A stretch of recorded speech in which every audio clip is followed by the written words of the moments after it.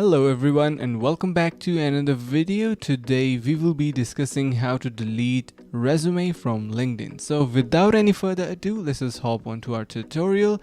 This is going to be a step-by-step guide, so make sure to stick till the end of this video. Alright, so currently as you can see, I'm on the main page of LinkedIn, and from here we need to head over to our profile. From the top right side of our screen, simply drop down this option and head over to settings and privacy. Now remember guys, this is where your resume is stored, so we need to simply head over to that.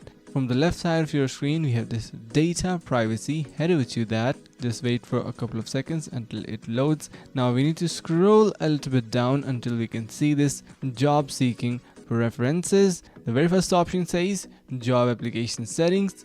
Click on that, and now just wait for a couple of seconds. You can see your resumes and application data is visible here, and your uploaded resume is also in here. All you need to do is click on these three dots, click on delete, and that wraps up our process. And with that being said, our resume is deleted.